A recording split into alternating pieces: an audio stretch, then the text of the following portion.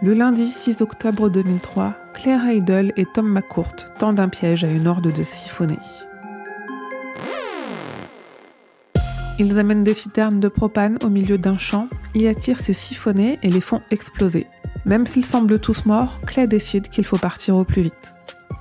Ce que les personnages de Stephen King appellent dans cette histoire des siphonnés, ce sont des humains, ou du moins ce qu'il en reste. L'histoire se situe au début des années 2000, quand une impulsion, passant par les téléphones portables, transforme chaque humain qui en utilise en un être sanguinaire qui n'aura plus qu'une obsession, massacrer tout être vivant qui croisera son chemin.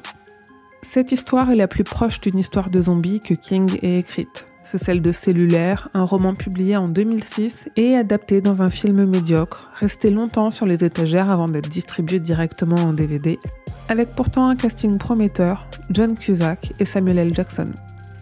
L'idée est venue à King alors que, pour la première fois, lors d'un voyage à New York, il a croisé un homme qui paraissait parler seul. Il était en fait avec une oreillette, mais pour King, il lui a surtout semblé qu'il était complètement déconnecté de la réalité. Cellulaire transparaît de l'inquiétude de King envers les nouvelles technologies et surtout des mauvais usages qu'on peut en faire. Histoire de presque zombie oblige, Cellulaire est dédié à l'ami de Stephen King, le grand George Romero, qui a adapté son roman La part des ténèbres et avec qui il a créé Creepshow.